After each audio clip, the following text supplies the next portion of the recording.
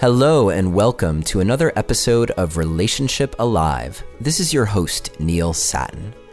I just wanted to take another quick moment to thank you for helping to get the word out about the podcast, creating a ripple effect by telling your friends, sharing on Facebook, however feels right for you to let people know. Also, I wanted to encourage you to check out earlier episodes, since the entire show represents a library of how to thrive in relationship. And everything you'll hear represents things that have worked for me personally or that have been really effective for my clients.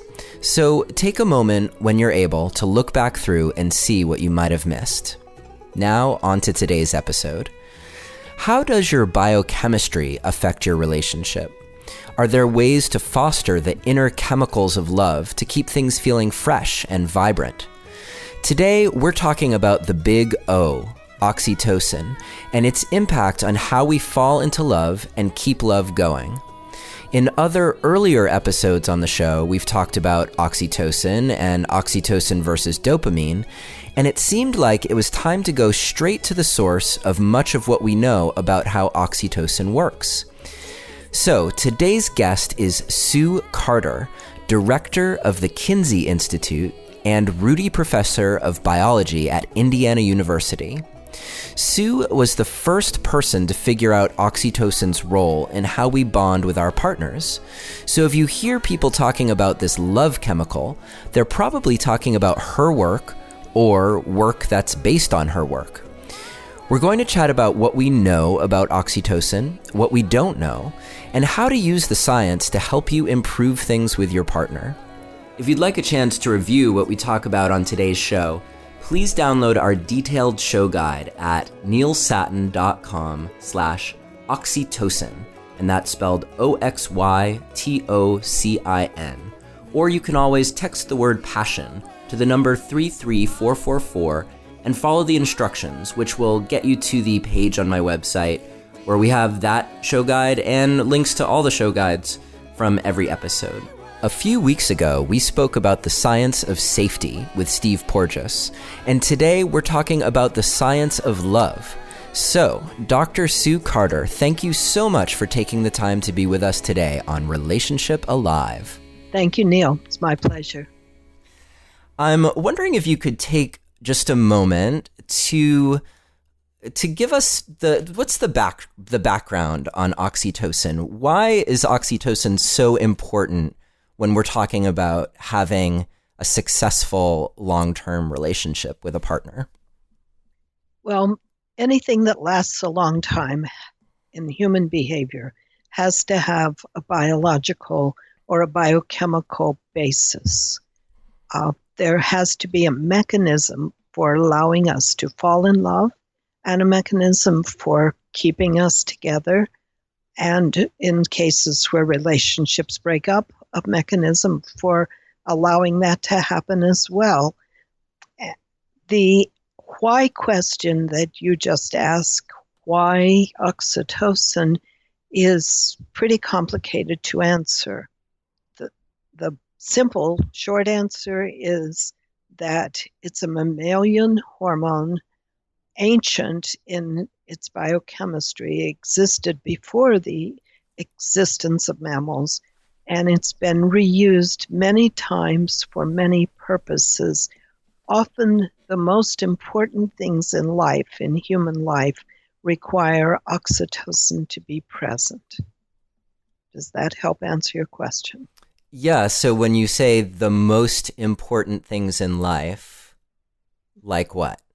Birth, caring for our offspring, finding a mate, creating a social bond with that mate, and many, many direct biological functions such as restoration and healing in the face of a challenge or stress. So why has oxytocin come to be known as the love hormone? The idea that oxytocin's involved in love first began to be discussed about 1971, by two investigators, a fellow named Peter Klopfer at Duke and a woman named Niles Newton at Northwestern.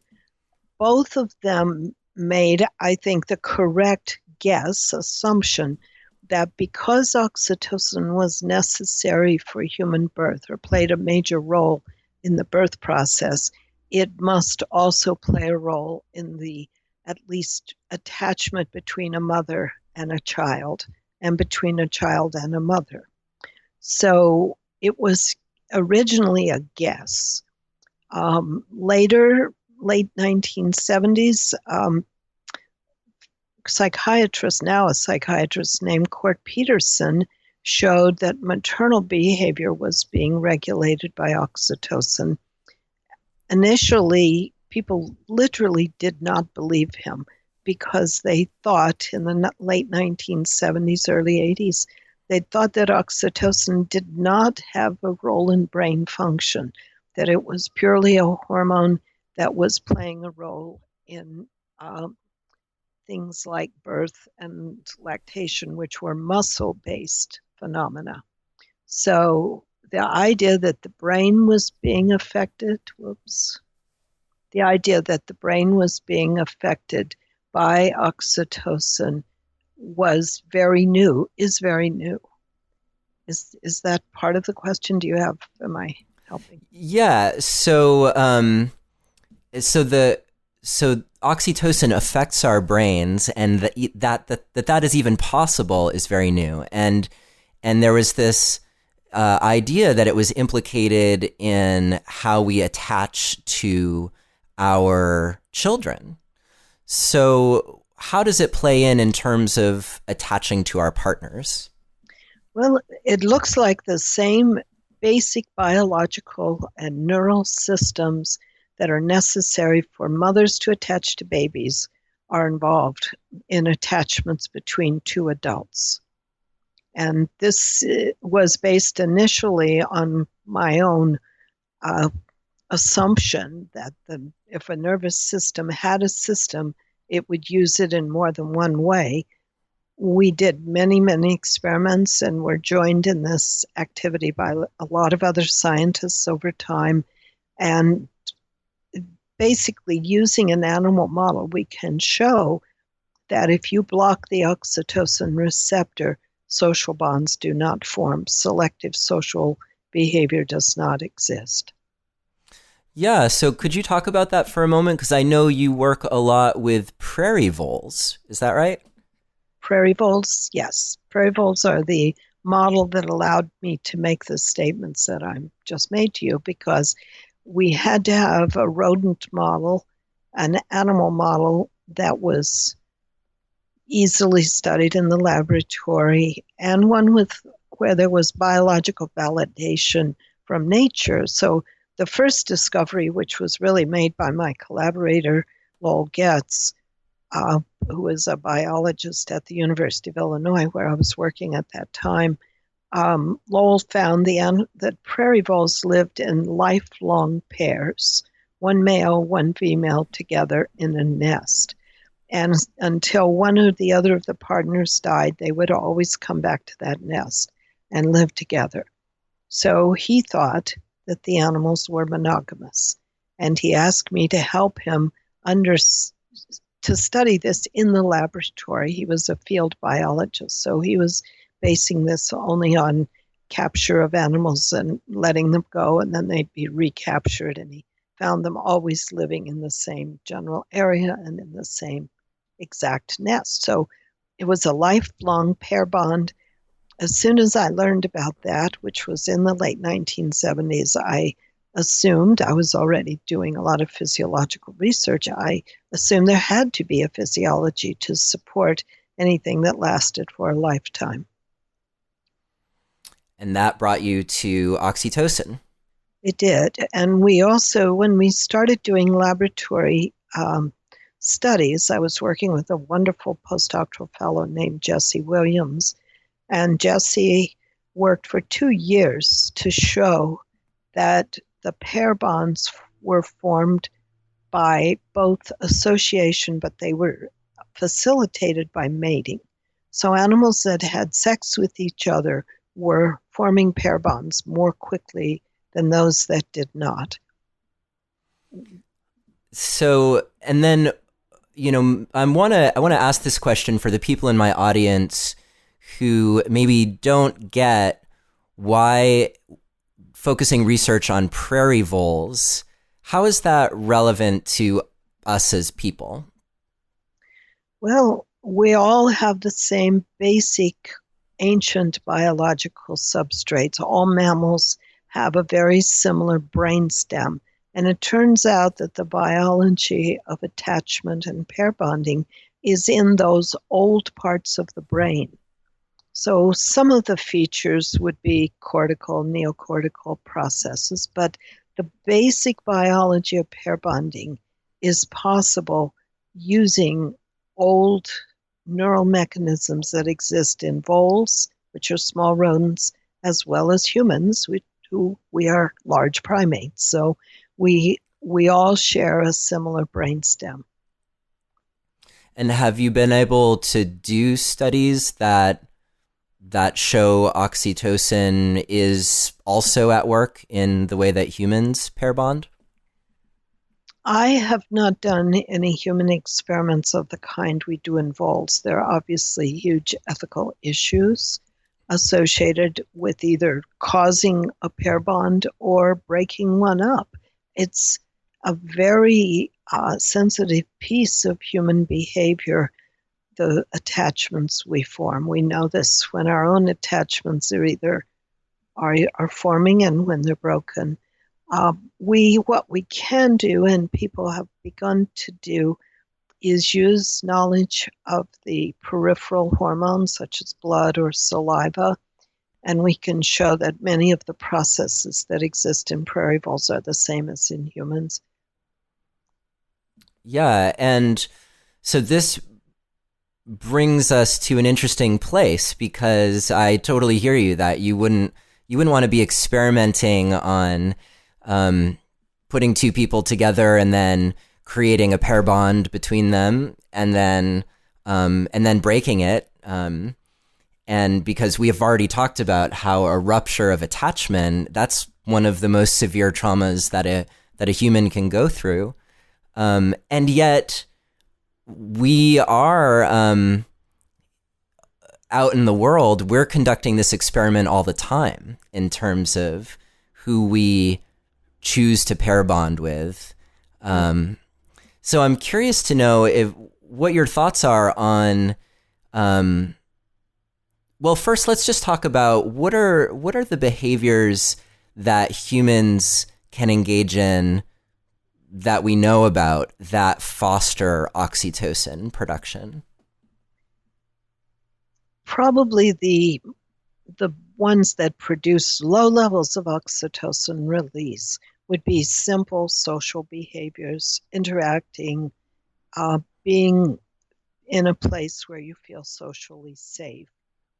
If you want to up the ante and really get a big effect, I think it's fair to say that the most reliable way to release oxytocin in humans is sexual behavior, and specifically orgasm.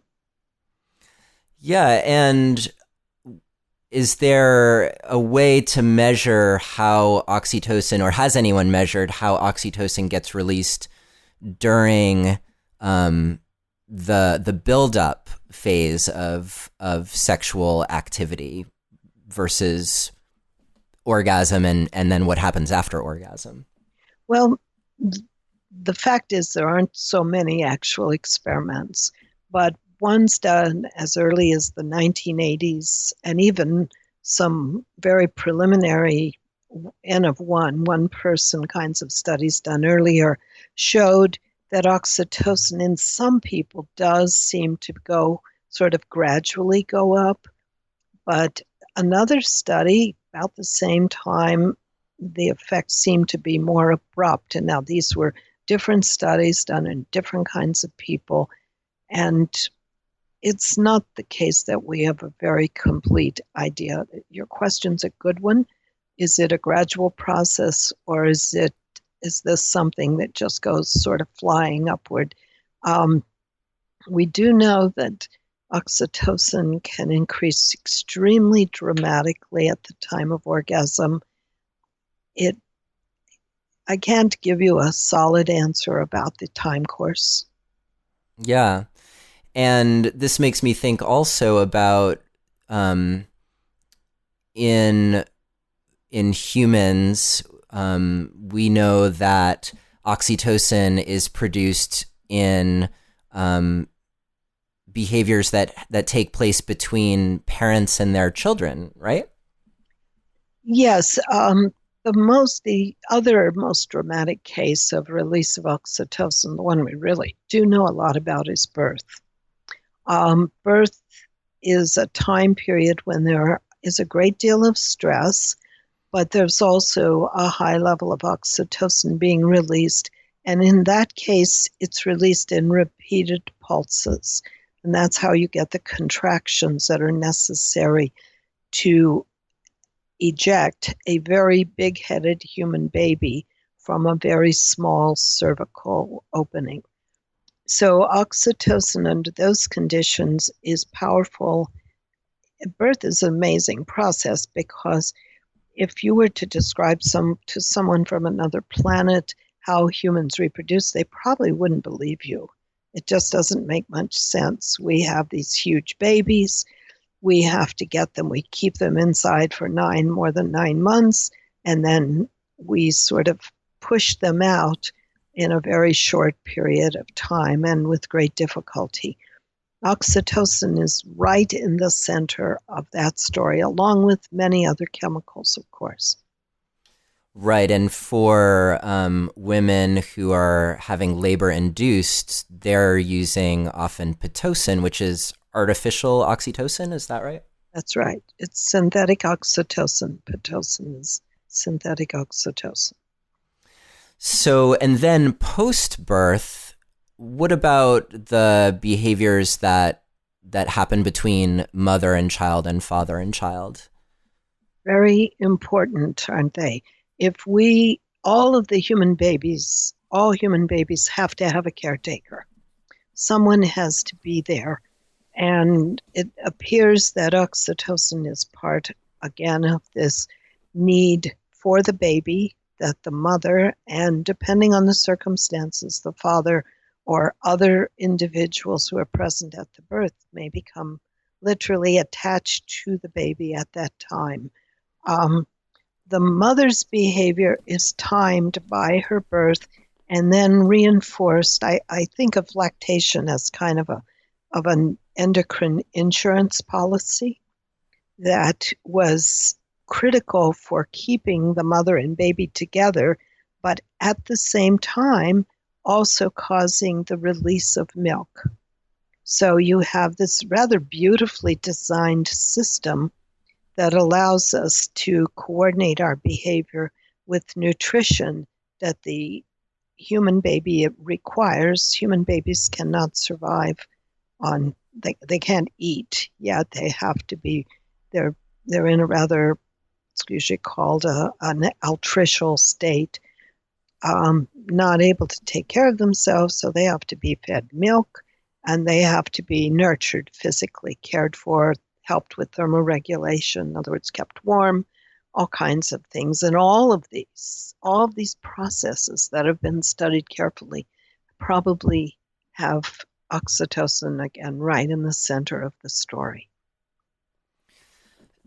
So I'm curious to get your take on this, because one thing that we've talked about on the show is that a lot of sexual behaviors, the ways that we touch each other's bodies, are in some ways evocative of how parents and children interact. And I'm not talking about genital stimulation, obviously, but affectionate touch and maybe even sucking on nipples, things like that, and that those would also be stimulating oxytocin and encouraging the pair bond between grown-ups.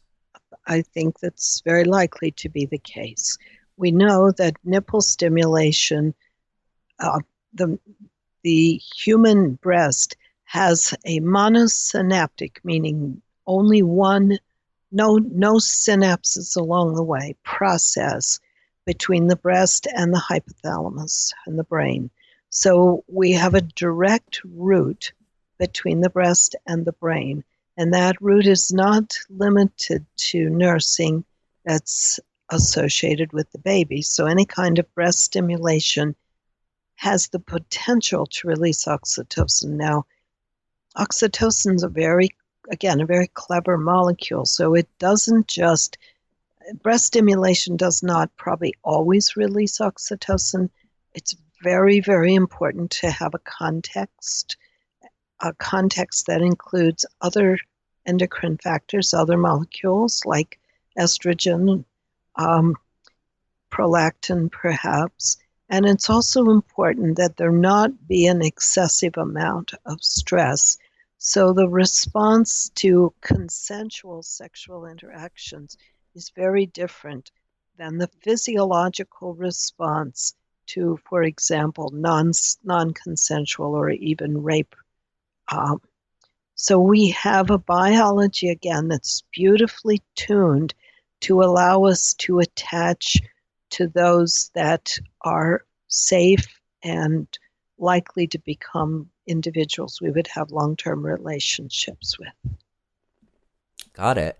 And do men also have that direct breast to brain or chest to brain connection? Sure.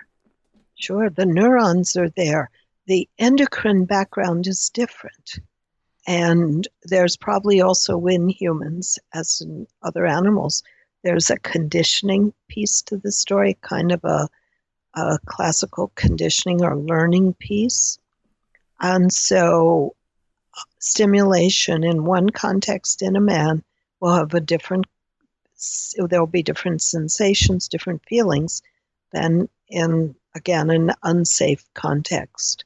Now, safety is very relative. It's a very kind of not very easily defined process for a human. The body knows exactly what it wants and what it needs. Forcing things sometimes won't work, and I'm not aware of any real research comparing male and female breast responses. That would be a little difficult to do. It could be done, but I can't think of anyone who's done it. Sounds like it could be an interesting experiment. Well, maybe.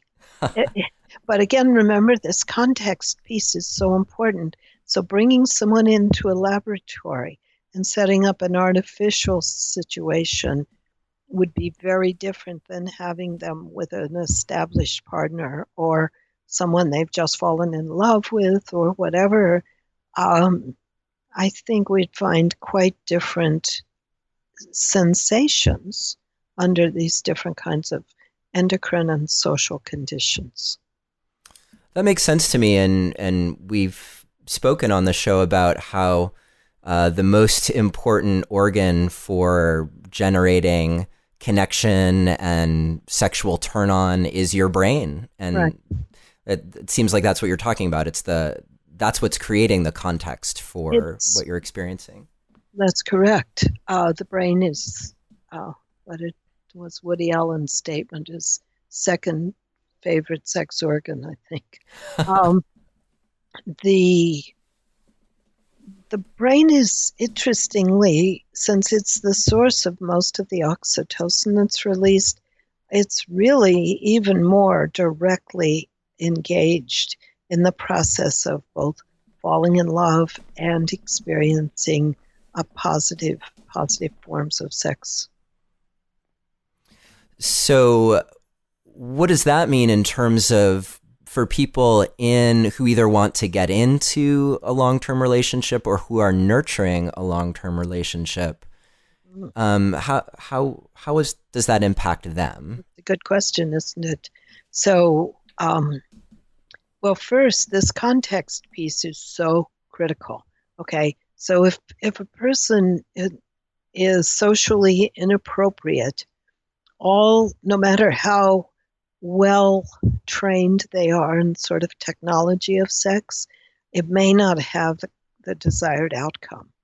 So if you're trying to form a relationship with somebody and you've got a great sex manual and you look and it says touch here or suckle this or whatever, there's no assurance that's going to work because this is a two-partner story.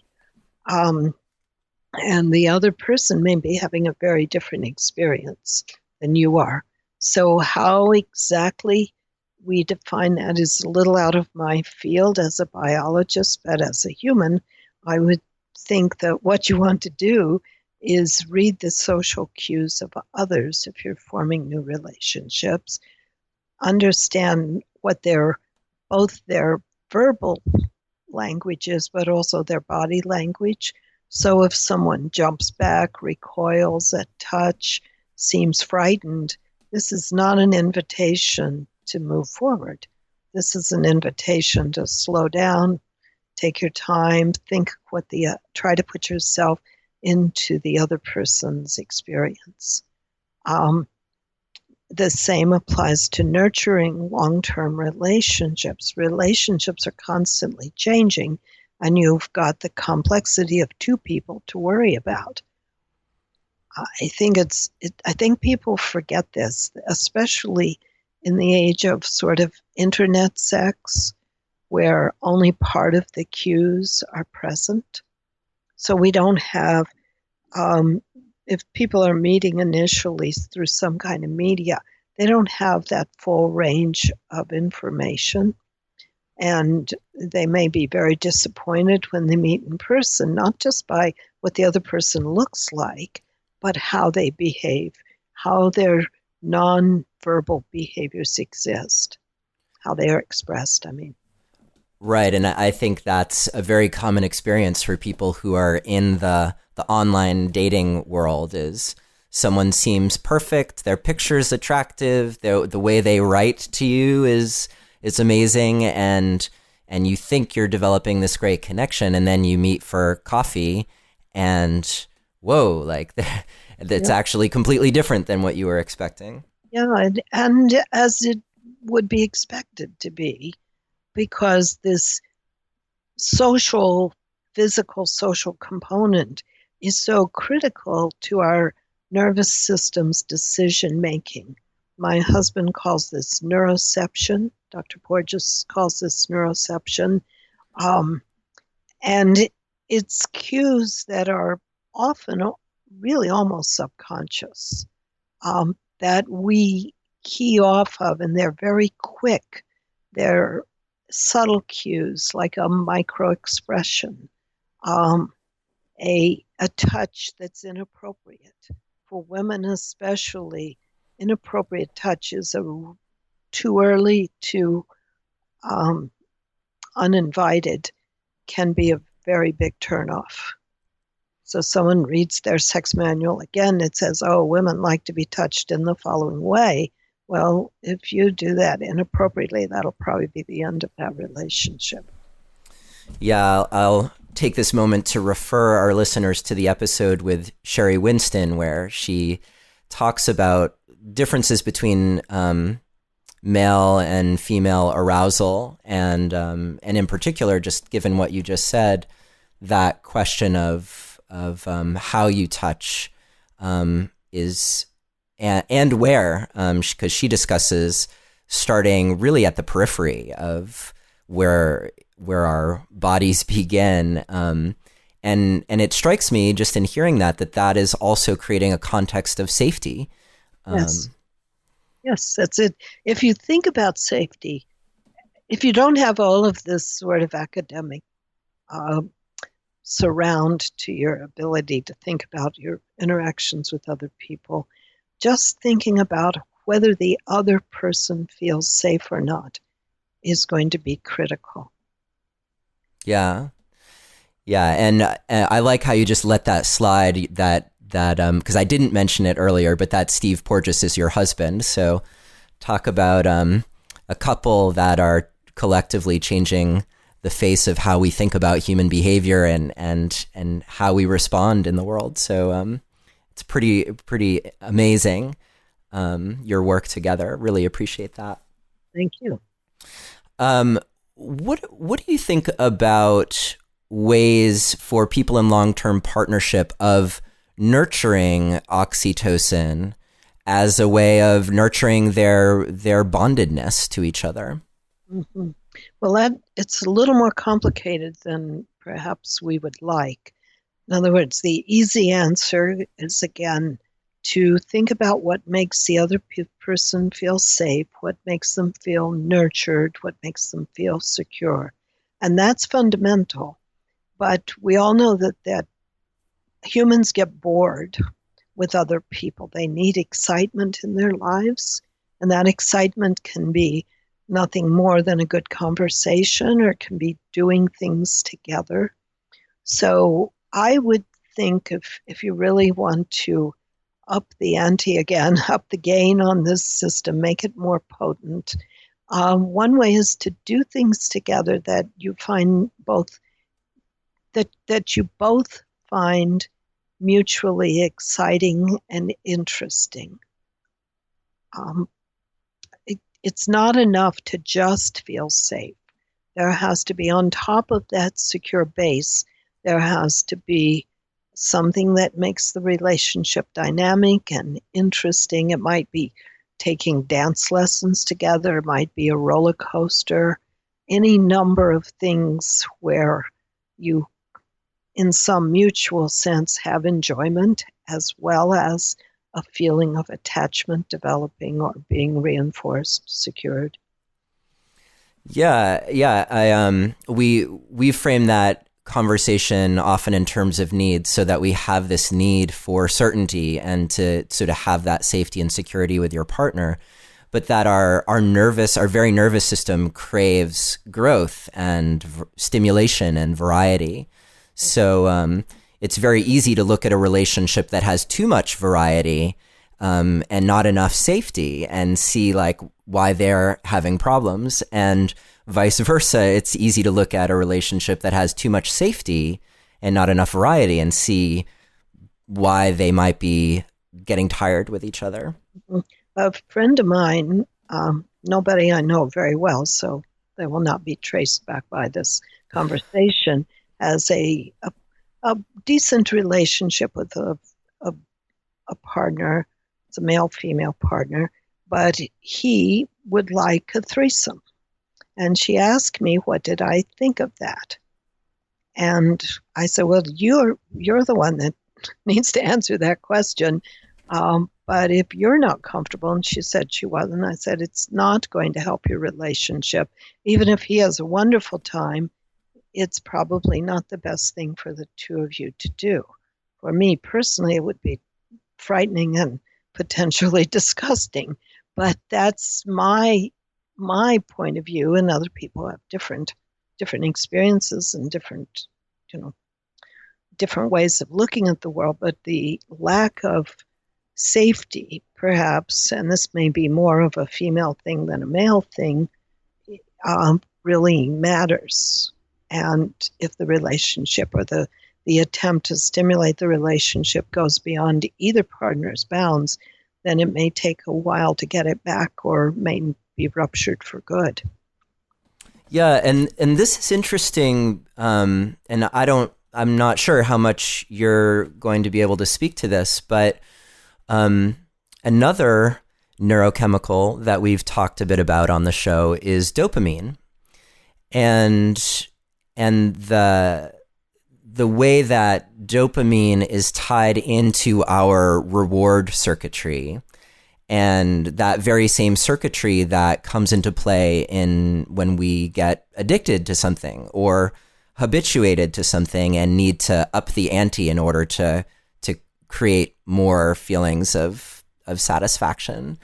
I'm oversimplifying here, but the way that it's come up on the show, and I mentioned this to you in emails beforehand, is this idea that if you could get trapped on that seeking reward mechanism style of sexuality, where it becomes about always upping the ante, always trying to create something new and different, just to keep things exciting. And it's related to this chemistry of habituation. And I'm wondering if you can speak to that at all, into how maybe dopamine and oxytocin are working together and maybe working against each other as well. Yeah. Well, dopamine's a complex molecule like oxytocin with many functions. It again probably works best within a sort of biologically safe range. If you get too much, let's say through use of something like amphetamines, this is unfortunately a very, very good way to sort of blow out the system. Oxytocin we don't know so much about, but the catecholamines, of which dopamine is the best studied example, probably you can basically overstimulate that system.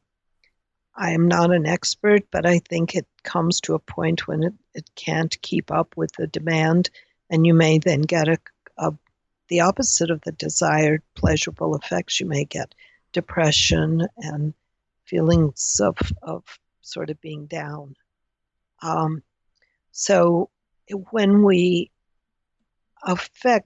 deliberately try to manipulate excitement, we always run a risk, whether it's with drugs or with behavior, that will overdo it, that our nervous system, our individual differences are quite great here, but our nervous system simply won't be able to continue to produce the hormone, or in this case, the neurotransmitter, dopamine.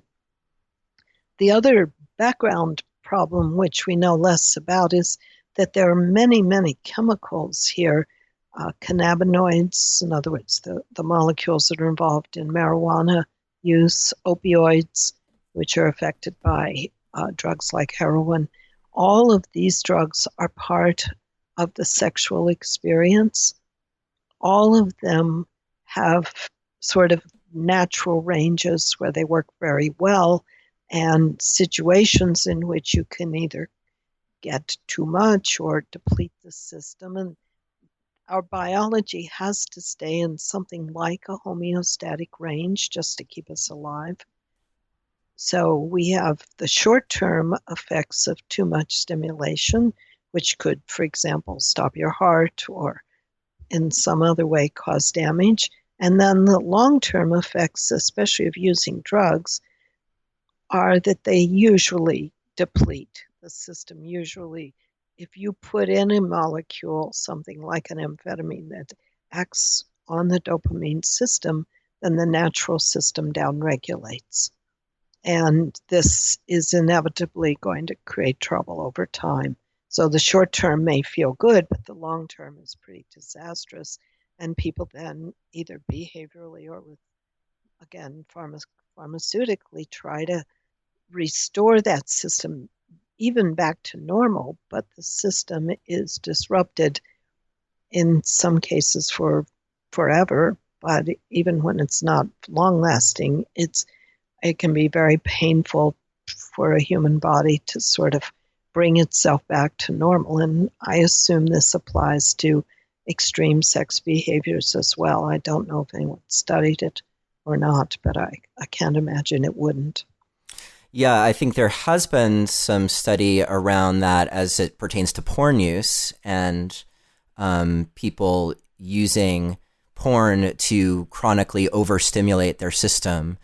And I think I want to provide a translation here. When you say that causes the body to downregulate, my understanding is that means that our actual receptors for dopamine turn off, so that we actually in our natural state aren't potentially getting enough dopamine to feel good and normal, and you'd have to go through some sort of recovery process to allow your body to rebuild its receptivity to dopamine. Did I get that right? I'm not an expert on the dopaminergic systems, but every system that I know of has this ability to adjust both the receptor and the hormone production.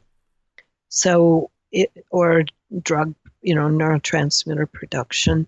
So the body is, again, it's trying to stay in something like a biologically, what's the word? I want a kind of healthy state. And if we drive it out of that state by extreme behavior or extreme use of drugs, we then have to pay the price later of this system coming back into register, back into its sort of own normal state. And again, I'm not at all an expert on addiction, but I think as we understand the addictive processes better, we're going to find there are many players, many biochemical players, many neural systems involved, and there probably are ways to speed up recovery. But at the moment, most people are going through the recovery process using their own biology to repair it, so that drugs to repair addiction are not necessarily very effective. But the good thing about this is that sometimes you can substitute, let's say your addiction is food, okay? You may be able to substitute social behavior and social interactions for a kind of addictive eating behavior. And so we can find healthier substitutes. Exercise for some people is also, again, you can overdo that too, but exercise is something that gives you some of the same processes without necessarily as much of a downside as, let's say, eating or certainly drug addiction. But again, I can't speak to the porn question. I've heard people discuss it from various points of view, and someone I heard talk recently was arguing that there's really very little evidence for porn addiction. I don't know if that's true or not. I can't say, but it is an important question because the human body is very tuned to social and sexual stimuli, and we need to understand this better. Yeah, and Gary Wilson's work, and he's not a researcher, he's more of a synthesizer of research, but he wrote a book called Your Brain on Porn that is a pretty compelling argument that pornography and sex addiction do exist and have biological components that are, and he does a pretty good job, I think, of refuting people who claim that's not possible or not true. So, outside of go ahead, what? So I'm not an expert, and I would want to see the research before I sort of made an evaluation, especially if the work is being synthesized by someone who doesn't know all the ins and outs of how the original data were collected. Then we'd want to, I think it's something we need to think about and not make a snap judgment either direction about what's right or wrong. True, and it's easy, particularly if people are caught up in more moral questions, to have their judgment clouded, perhaps. Well, I don't. Again, that's way out of my realm of expertise. But morality does in the body translate into feelings of what's right, what feels good, and this whole issue. Again, it's very messy context, and understanding things in the context not just of what's going on at the moment, but of our whole lives. So an experience in early life can totally change the way we then experience something 40, 50 years later. So we are pretty complicated organisms, but that's the good news, because that also means we can be repaired, we can be restored. Well, that is a statement of hope for sure. Maybe we can close on one more question around oxytocin, and actually, I have two questions. So the first is there a feeling or a way, like a state of being that we can associate with, like, how we know that it's sort of like the calling card of oxytocin doing its work in our system? Do we know anything about that? Well, that's also a very, very interesting question, isn't it? Oxytocin, under natural conditions, would not work alone. It's always against a background of steroid hormones, against a background of dopamine and norepinephrine. And so by itself, when people are given oxytocin, for the most part, they cannot tell you whether they've received it or not.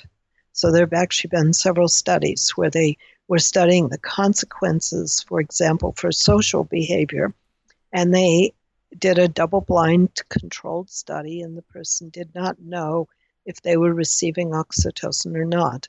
And a person without a primed uterus would not experience uterine contractions, so they can't tell that way. And the brain itself does not seem to constantly be monitoring oxytocin the way it does, for example, dopamine. But that said, there are fairly dramatic behavioral changes that can occur in people given additional oxytocin. So, and they may not have a really strong ability to put into words what those experiences are. And I think one of the reasons is just that we're using such old parts of the brain that evolved, that originated before the modern cortex and before language. And so we actually can't very easily answer that question. I've seen people writing about this in non-controlled ways, so they knew they were taking oxytocin. They would say, oh, it was wonderful. But actually, when you do a controlled study, most people can't tell whether they've had it or not. And when you say that the effect of oxytocin changes based on the background of what other neurochemicals are happening, can you describe what that means? Like, how would it look with one category of chemicals versus another? In the animal research that's been done, there was a number of studies initially and since that have shown no effect of oxytocin. But generally, this is a big generalization, those are studies that are done in a very safe context where perhaps the hormone wasn't needed. If you study maternal behavior, for example, and you give a little extra oxytocin to see if you can make a female more maternal, if she's under stress, she'll actually show more response to the oxytocin than if she's not. And that was shown years ago by a scientist named Israel Lieberson. What Israel showed was that stress hormones upregulate very, very quickly the oxytocin receptor. So one possibility is that this is a hormone that our body has a way of making itself more sensitive to it when we need it. Now, if you want me to put that back in a human context, imagine that you're under some terrible disaster, an earthquake, a tidal wave, and the emergency passes and you find yourself more social than you were before. This happened after 9/11. People were actually engaged in social interactions with neighbors they had never met. Even though they might have been living 20 years in an apartment, they suddenly went next door and said, "How are you?" Because I think that social system is upregulated. The one that allows oxytocin to make us feel safe.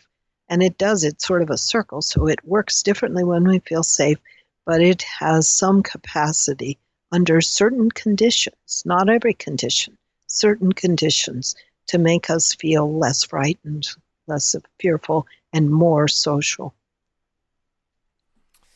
So in general, our sweeping generalization is that in relationship, in the container of safety, then if you're feeling too safe, maybe oxytocin isn't going to make a difference for you one way or another. That's possible, yes. Um, But if you need it, or you have a condition, let's say an individual who's somewhat asocial may find this hormone helps them. I'm hmm, not recommending the use of it, by the way. Let me make that very clear. Um, I think that oxytocin is probably acting like other molecules in the body, and we have some animal research that shows this. So it can downregulate its own receptor if given in large amounts or for too long. In fact, that's probably why when the body produces it, it normally produces it as a pulse, hmm, so that it's only working in a very quick, brief way and not downregulating its own receptor and turning off the ability to respond to it. But the safety thing is just it, safety is a very useful concept to work with. But as I've mentioned, safety is not all that we seek in life. We seek excitement, we seek novelty. And our body is designed to do that. And oxytocin may be part of both the seeking or the capacity for not fearing the strange, not being afraid of novel experiences that allows us to make new relationships. Otherwise, if everything were just about keeping everything the same, if life was about that, then there would be no change, there would be no new partners, there might not be any partners at all. It would just be too much work. So we have to be, our bodies are supported by these hormonal changes, and this is one of the reasons I'm not myself very big on suggesting that people look for ways to get biochemical help here. I think it's more important to understand behavior and to work with the natural molecules, because those are almost always working right. When if we start to improve on nature, we almost always get it wrong. hmm. Yeah. Yeah. One way of natural biohacking that we've talked about on the show that I mentioned earlier is actually non-orgasmic sex, with the idea being that you're engaging in everything that's fostering oxytocin, fostering all the feel-good pair bonding chemicals, but without the crash of orgasm. Well, you'd get like the big influx of oxytocin, which is probably why a lot of us pair bond inappropriately after sexual encounters. But then there's also the crash that comes after orgasm, and that crash can make you get on that cycle of dopamine and needing more sex and needing another orgasm and habituating you to your partner. Whereas if you have no orgasm, you have no habituation. What's an interesting idea? I'm not sure if the biology will support that being the only or the best way to have these things happen. That most likely you're right that social interactions, sort of something less than orgasm or birth, are in and of themselves very positive. But I'm not sure that about your notion that sex is causing then a crash. I think that might be a bit extreme. I'd have to see the research before I took that notion as fact. Well, I appreciate your rigor and holding me to it. And hopefully there will be more research about that very topic. And on that note, before we go, as I mentioned in the introduction, you're the director of the Kinsey Institute, which is known all over the world as the place where sex is being studied. And I'm curious if you could give us a sense of the direction of the Institute right now and what work is happening at Kinsey.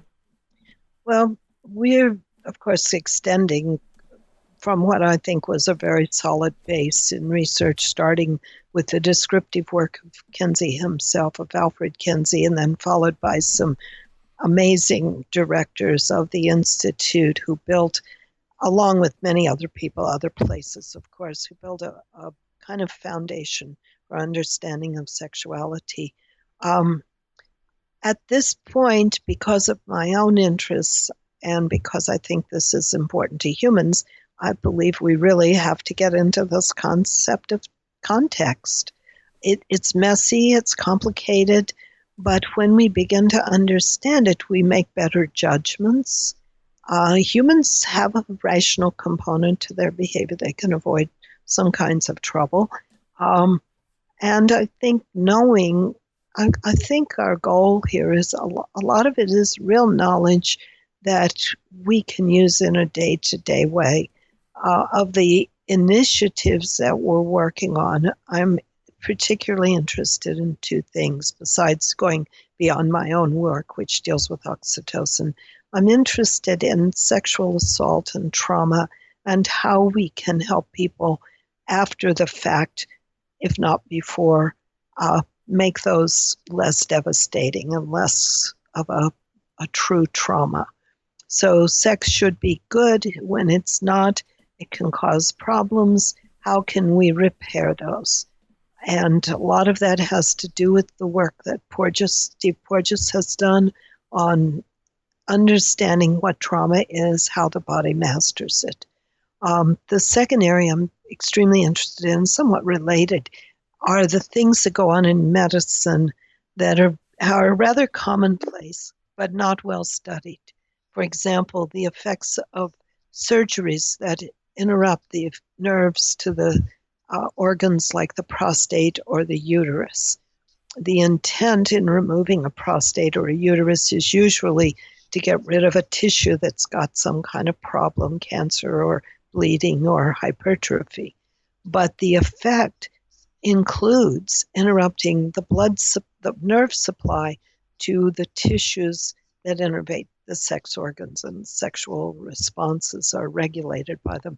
So I think in the future we'll look back on this time and say, I can't believe we did this to people, but we need to start the work right now to understand what are the sexual consequences of medical interventions. Some as simple as a diagnosis.